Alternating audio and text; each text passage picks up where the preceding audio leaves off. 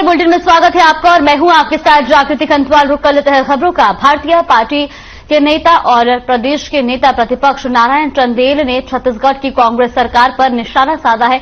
नारायण चंदेल ने कांग्रेस की सरकार पर आरोप लगाते हुए कहा कि देश के कई राज्यों में बेरोजगारी की प्रतिशत घटी है, लेकिन छत्तीसगढ़ एक ऐसा प्रदेश है जहां लगातार बेरोजगारी का प्रतिशत बढ़ा है। कांग्रेस अपने 4 साल के कार्यकाल में नौजवान बेरोजगारों को रोजगार उपलब्ध नहीं करा पाई है। ये छत्तीसगढ़ के लिए बहुत दुर्भाग्यपूर्ण है। तो रायपुर से खबर आपको बता रहे हैं, जहां पर बीजेपी नेता ने कांग्रेस पर निशाना साधा है।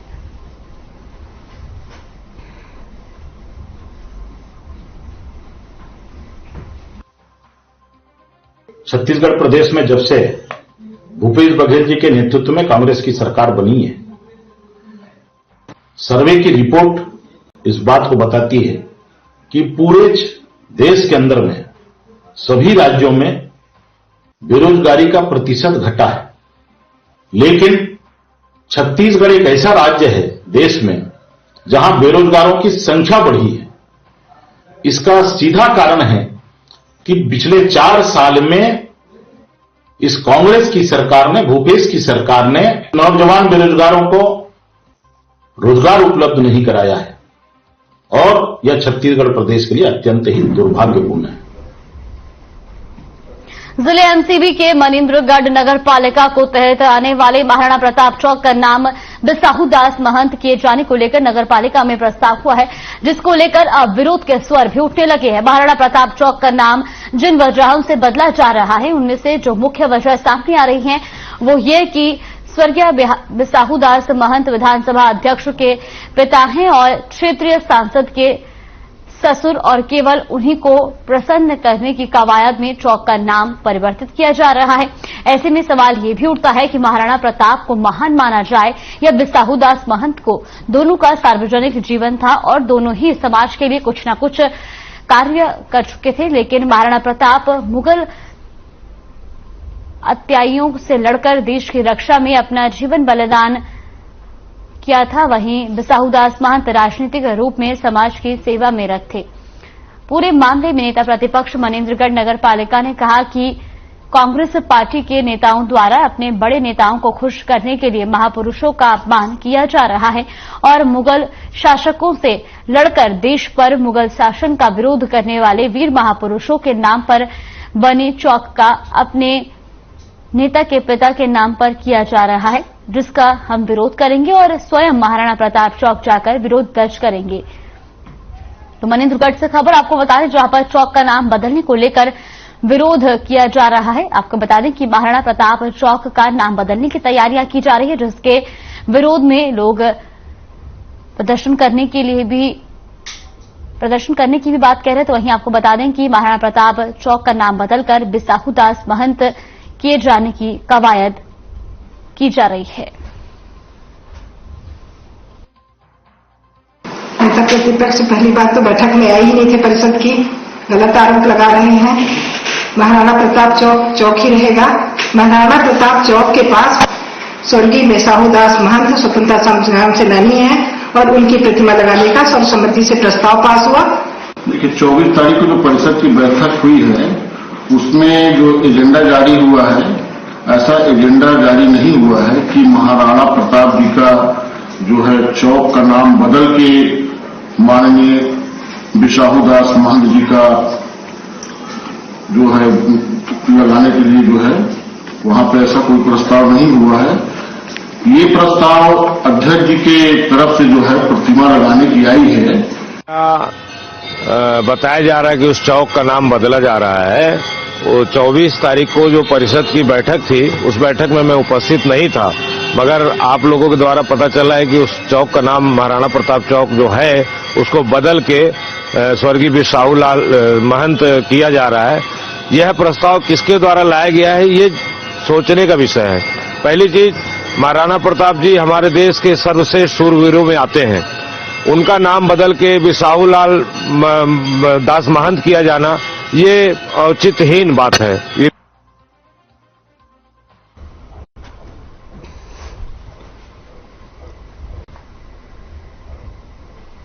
बिलासपुर शहर के वार्ड नंबर 63 बंधवा पारा में स्थित शराब दुकान को लेकर लगातार प्रदर्शन किया जा रहा है। वहीं छत्तीसगढ़ आम आदमी पार्टी की टीम आज बिलासपुर कलेक्टर के ऑफिस दुकान को बंद करने के लिए ज्ञापन सौंपने पहुंचेगी, जहां आम आदमी पार्टी के पूर्व नगर अध्यक्ष स्त्री रोग विशेषज्ञ डॉक्टर उज्ज्वला कराड़े ने सरकार पर हमला करते हुए कहा कि सरकार ने छत्तीसगढ़ की महतारी और बहनों को सत्ता में बैठने से पहले जो भी वादे किए थे अब उनसे पलट चुकी है। तो बिलासपुर से खबर आपको बता दें, जहां पर शराब की दुकान को लेकर लगातार प्रदर्शन किया जा रहा है। वहीं शराब दुकान बंद करने की मांग को लेकर आज आम आदमी पार्टी ने सरकार पर निशाना भी साधा है।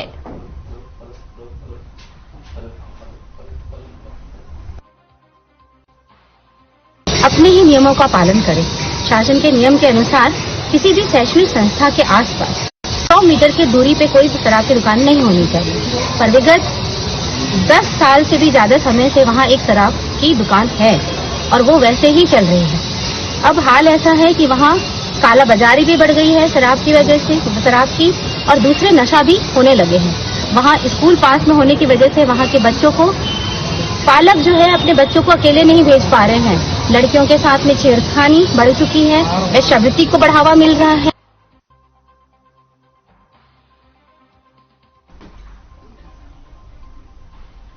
यह पूरा मामला बिल्हा के पेंडारी गांव का आपको बता दें, जहां बुजुर्ग दंपत्ति का जमीन को धोखे से दूसरे को बेच दिया गया। घटना को लगभग साल भर बीत जाने के बाद भी प्रशासन की ओर से किसी प्रकार से कोई मदद नहीं की गई है। पीड़ित ने थाने के कई चक्कर काटे, लेकिन इसके बाद भी धोखाधड़ी के आरोपी को गिरफ्तार नहीं किया जा रहा है। पीड़ित ने आरोप लगाया कि थाने में राजेश धर दीवान ने आरोपी को पकड़ने के बदले 30,000 की मांग की है।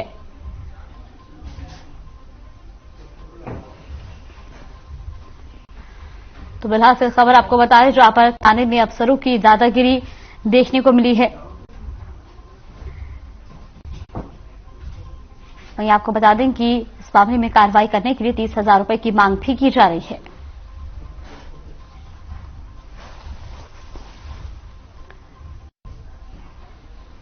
रुक कर लेते हैं बड़ी खबर का। मनेन्द्रगढ़ से बड़ी खबर, पुलिस ने अवैध कबाड़ पर की कार्रवाई। चिरमिरी में चल रहा कबाड़ का अवैध कारोबार, आईजी के निर्देश पर पुलिस ने की बड़ी कार्रवाई। भारी मात्रा में कबाड़ से लदे 3 ट्रकों पर कार्रवाई की गई है। 4 आरोपियों को पुलिस ने गिरफ्तार भी किया है। तो ये बड़ी और अहम खबर, जहां भारी मात्रा में कबाड़ से लदे 3 ट्रकों पर कार्रवाई की गई, तो वही मौके से 4 आरोपियों को गिरफ्तार भी किया गया। ये बड़ी खबर आपको बता रहे मनेन्द्रगढ़ से, जहां पुलिस ने अवैध कबाड़ पर कार्रवाई करते हुए 4 आरोपियों को गिरफ्तार किया है। वहीं आईजी के निर्देश पर पुलिस ने यह बड़ी कार्रवाई की है, जहां भारी मात्रा में कबाड़ से लदे 3 ट्रकों पर कार्रवाई भी की गई है। तो ये बड़ी और अहम जानकारी मनेन्द्रगढ़ से। चिरमिरी में अवैध कबाड़ का कारोबार चल रहा था, वहीं आईजी के निर्देश पर यह बड़ी कार्रवाई की गई है, जहां भारी मात्रा में कबाड़ से लदे 3 ट्रकों पर कार्रवाई करते हुए मौके से 4 आरोपियों को पुलिस ने गिरफ्तार भी किया है। मनेन्द्रगढ़ से ये बड़ी और अहम खबर, पुलिस ने अवैध कबाड़ पर की कार्रवाई। तो आपको बता दें कि चिरमिरी में अवैध कबाड़ का कारोबार चल रहा था, वहीं आईजी के निर्देश पर यह कार्रवाई की गई। तस्वीरें भी आपको दिखा रही, जहां कबाड़ से लदे 3 ट्रकों पर कार्रवाई करते हुए 4 आरोपियों को भी गिरफ्तार किया गया है। तो मनेन्द्रगढ़ की तस्वीरें भी आपको दिखा रहे हैं, जहां चिरमिरी में अवैध कबाड़ का कारोबार चल रहा था, वहीं पुलिस ने 4 आरोपियों को गिरफ्तार भी किया है।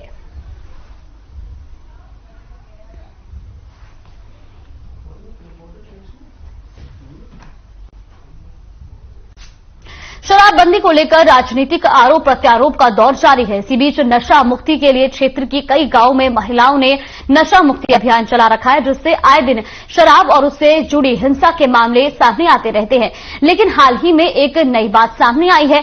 थानों के मुताबिक महिलाओं के शराब पीने की भी कई केस थाने में दर्ज कराए गए हैं, वहीं जिससे कई सवाल खड़े हो जाते हैं। धर्मजयगढ़ का पूरा मामला आपको बताया, जहां एक तरफ नशा मुक्ति अभियान जारी है, तो वहीं थाने में महिलाओं पर भी अब शराब पीने को लेकर एफआईआर दर्ज हो रही। वहीं महिलाओं के खिलाफ कई मामले अब तक थाने में दर्ज कराए जा चुके हैं।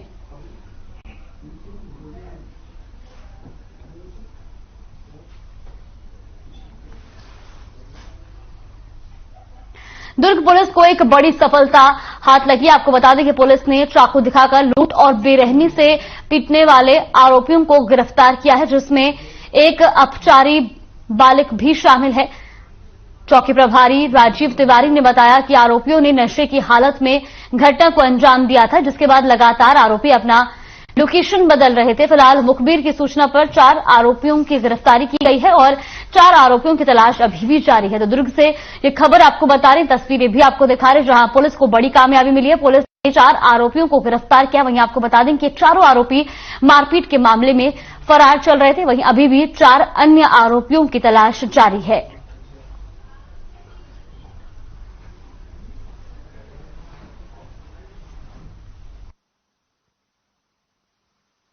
अमित खरे अपने 2 दोस्तों के साथ राहुल पान ठेला के पास बातचीत करते खड़ा था। उसी समय किसी बात को लेकर हमारे यहाँ का जो गुंडा बदमाश रज्जू यादव के द्वारा विवाद किया गया। विवाद करने के बाद घटना शांत करा के लोग रवाना कर दिया गया। उसके 1 घंटा बाद जो रज्जू यादव है अपने दोस्तों जावेद, मुकेश चीरा के साथ और अन्य दोस्तों के साथ आया और उसके साथ 4 लोगों के साथ मारपीट किया। मारपीट से उसके सिर में ज्यादा चोट लगने से हॉस्पिटल में भर्ती किया गया है।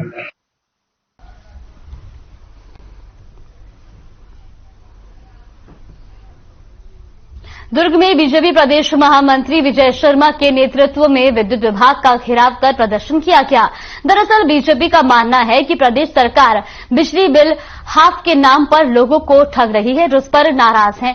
वहीं भाजपा ने जिला कलेक्टर के सामने स्थित बिजली ऑफिस सब स्टेशन के गेट पर ताला जड़ा और भूपेश सरकार के खिलाफ नारे भी लगाए। इस दौरान नाराज भाजपाइयों ने सीएम भूपेश बघेल का पुतला भी फूंक दिया। वहीं प्रदेश महामंत्री विजय शर्मा ने कहा कि बिजली बिल हाफ करने का वादा किया था, लेकिन लोगों का 10 गुना बिजली बिल आ रहा है, जिसका हम विरोध करते हैं। तो दुर्ग से खबर आपको बता रहे, जहां पर विद्युत विभाग का घेराव किया गया है। बीजेपी प्रदेश महामंत्री ने घेराव किया है। वहीं बिजली बिल हाफ के नाम पर ठगी का आरोप यहां पर लगाया गया है।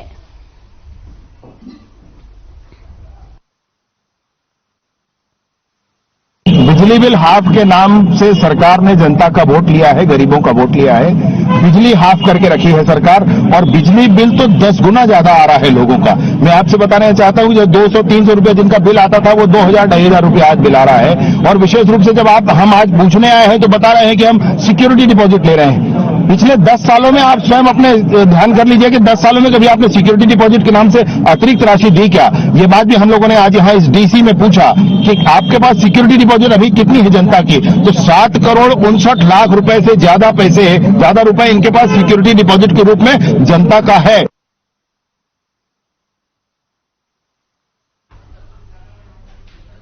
दिल्ली के श्रद्धा मर्डर केस की तर्ज पर रायपुर के मोवा स्थित निजी बैंक में कार्यरत युवती की ओडिशा में हत्या का मामला सामने आया है। युवती की हत्या कर उसकी पहचान को छिपाने के लिए आरोपियों ने लाश को जंगल में जला दिया।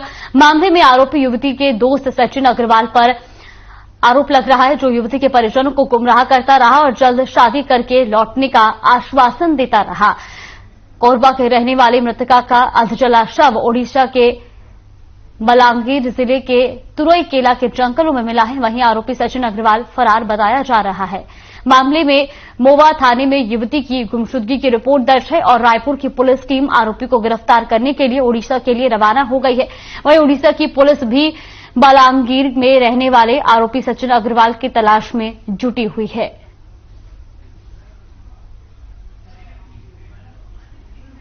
तो रायपुर से खबर आपको बता रहे हैं, जहां पर युवती का जला शव जंगलों से बरामद किया गया, जिसके बाद अब पुलिस इस पूरे मामले की जांच में जुट गई है। तो वहीं आपको बता दें कि उड़ीसा के जंगलों में युवती का अधजला शव बरामद हुआ है।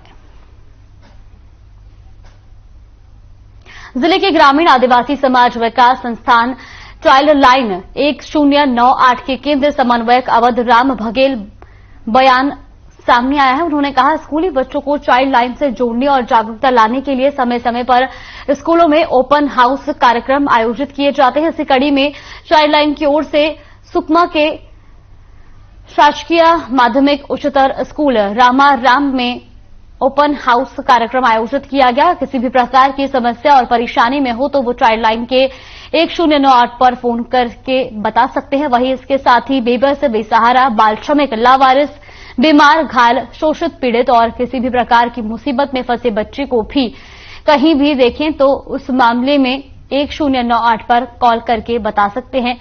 काउंसलर चैसवानी सिन्हा ने बताया कि चाइल्ड लाइन ऐसे बच्चों की मदद के लिए दिन रात तत्पर रहती है।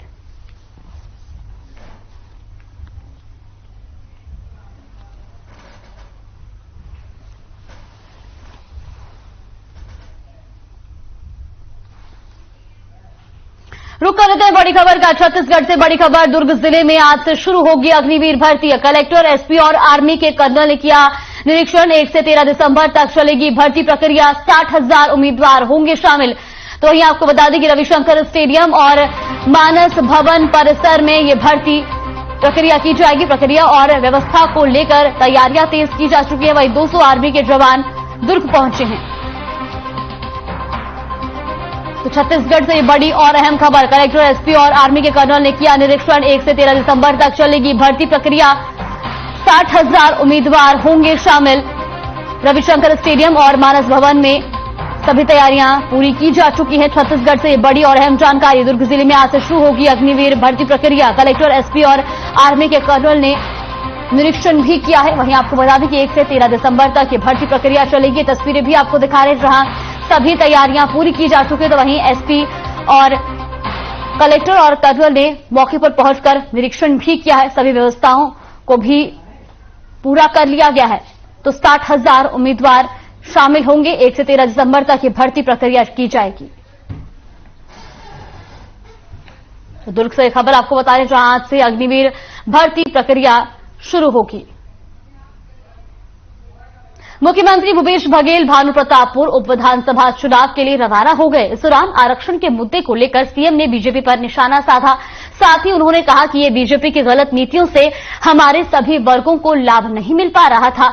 अब उसके लिए विशेष सत्र बुलाया गया है। तो रायपुर से खबर आपको बता रहे हैं। तस्वीरें भी आप देख सकते हैं, जहां भानुप्रतापपुर के लिए सीएम भूपेश बघेल रवाना हुए। तो वहीं दौरान उन्होंने बीजेपी पर भी निशाना साधा। उन्होंने कहा कि बीजेपी की गलत नीतियों से जनता परेशान है।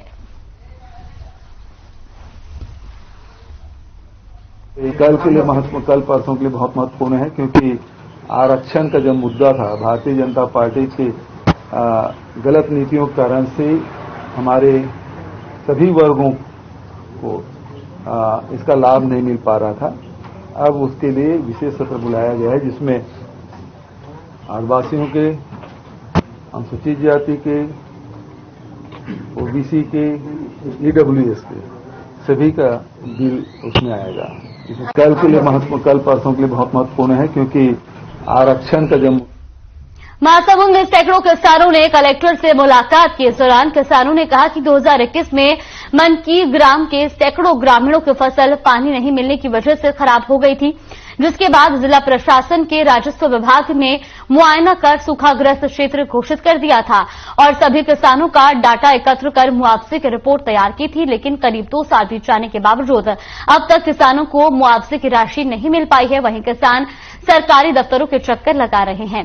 तो महासमुंद से खबर आपको बता रहे, जहां कलेक्टर से किसानों ने मुलाकात की तो वहीं खराब फसल के मुआवजे की मांग भी की गई। और साथ ही साथ आपको बता दें कि 2 साल पहले क्षेत्र को सूखाग्रस्त घोषित किया गया था, लेकिन बावजूद इसके अब तक किसानों को उनकी मुआवजा राशि नहीं दी गई है।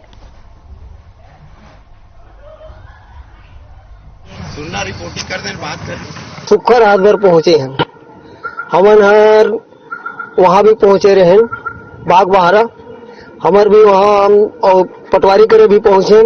सब तुम्हार कागजात सर पूरा बन के ओके है। आज भरे पैसा, काली भरे पैसा बोल के आज तक नहीं भरा है। तब हम सोचे कि चलो अब मांग हमार पूरा करे बर अब अधिकारी करे कलेक्टर ऑफिस महासमुंद और यहाँ पहुंचे हैं 105 एकड़ 105 किसान। यही रहेगा, मैं भी यही रहूंगा बेटा। तो सुनना खबर कोरबा से है, जहां बालको नगर के मुख्य मार्ग से 24 घंटे मालवाहकों की आवाजाही हो रही है, जहां हाईवा, ट्रेलर, राखड़ परिवहन में लगे हैं। इन वाहनों के कारण 2 साल से लोगों को आवाजाही में कई दिक्कतों का सामना करना पड़ रहा है। तो वहीं परिवहन की वजह से परेशान लोगों ने प्रदर्शन शुरू कर दिया है। वहीं लोगों का कहना है कि इससे पहले भी कई बार प्रदर्शन कर चुके हैं, उसके बाद भी प्रशासन की ओर से किसी तरह की पहल नहीं की जा रही है। इस बीच बस्ती वासियों में जनप्रतिनिधियों के खिलाफ भी रोष देखने को मिला। उनका कहना है कि हमारे वोट से नेता बनने वाले जनप्रतिनिधियों से भी इस परेशानी में किसी तरह का सहयोग नहीं मिल रहा है। तो कोरबा से खबर आपको बता रहे, जहां पर नेताओं के खिलाफ लोग भड़क चुके हैं। वहीं लोगों का कहना है कि हमारे वोटों से नेता बने जनप्रतिनिधि भी हमारी इस परेशानी में किसी तरह का सहयोग नहीं दे रहे हैं।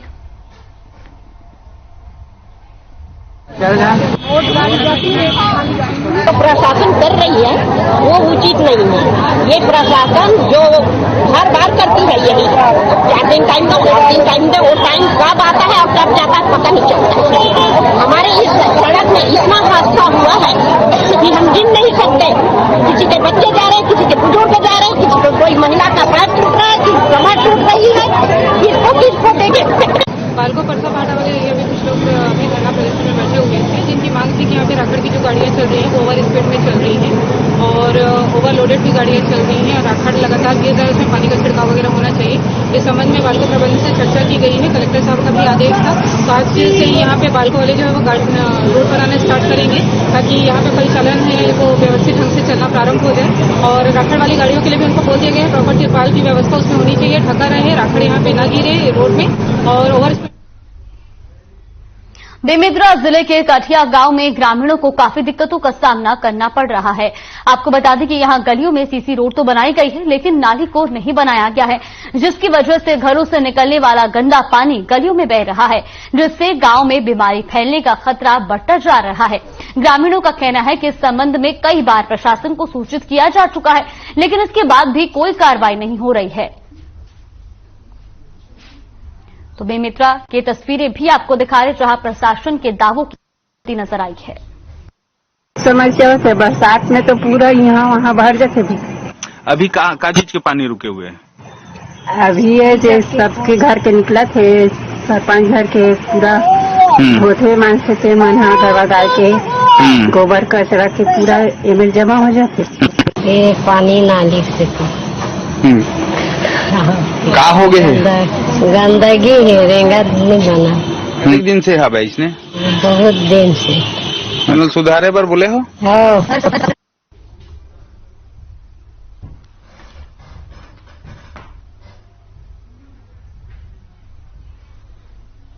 सुकमा जिले में 1 दिसंबर से 21 दिसंबर तक मलेरिया मुक्त अभियान के 7वें चरण का संचालन किया जाएगा। अभियान के तहत स्वास्थ्य कर्मियों ने घर घर जाकर सघन मलेरिया की जांच करेगी और पीड़ितों को तत्काल इलाज मुहैया कराएगी। इस अभियान में जिले के 411 ग्रामों में 2,68,558 ग्रामीणों की मलेरिया जांच की जाएगी। वहीं आपको बता दें कि जिस व्यक्ति को मलेरिया पॉजिटिव निकलेगा उस व्यक्ति का तुरंत उपचार भी किया जाएगा। जिले में इस अभियान को सफल बनाने के लिए महिला और पुरुष स्वास्थ्य कार्यकर्ता, आंगनबाड़ी कार्यकर्ताओं का सहयोग लेकर सर्वे किया जाएगा। इस सर्वे कार्य के लिए जिले में कुल 782 दल गठित किए गए हैं, जिनके माध्यम से जिले के समस्त स्कूल, आश्रम, पोटा कैबिन की मलेरिया जांच की जाएगी।